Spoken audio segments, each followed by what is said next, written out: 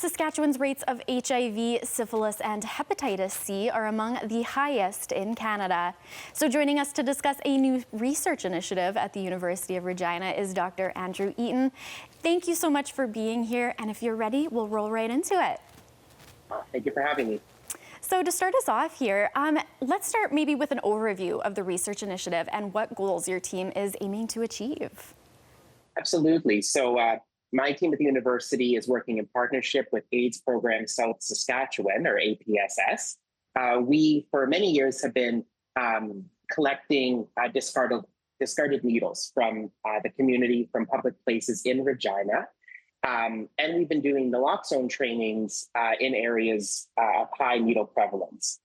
Most recently, we've begun an expanded project to offer pop-up HIV, hepatitis C, and syphilis point-of-care testing, as well as blood draws and first dose treatment for syphilis, as well as education on safer sex and safer drug use, as a series of pop-up events throughout the city of Regina that has begun this spring-summer and will be continuing over the next 2 years.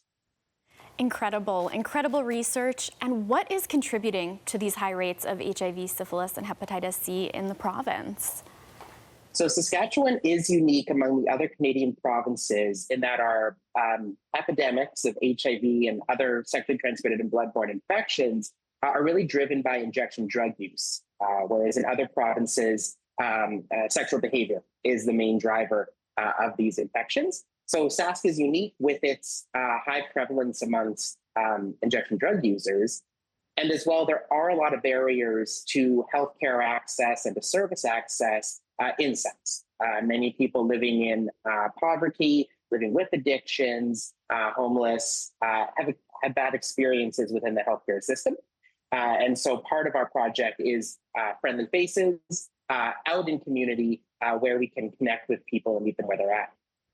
Absolutely, a really important conversation to be had, and so much research has gone into this, so much time. So tell me a little bit about what kind of research methods went into gathering this data and how ensuring the effectiveness of this approach.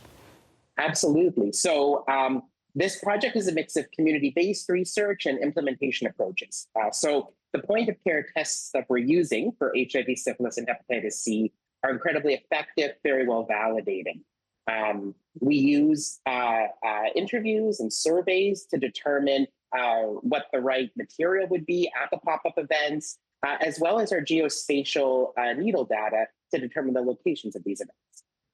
Absolutely. And as this project continues to go on, very quickly before we wrap things up, how do you plan to measure the initiative's success rates? We plan to measure the success by number of new cases of HIV, syphilis, and hepatitis C that we're identifying, as well as our ability to link people into clinical care and treatment for those infections. A small additional component is understanding the change in knowledge based on the education provided at pop-up.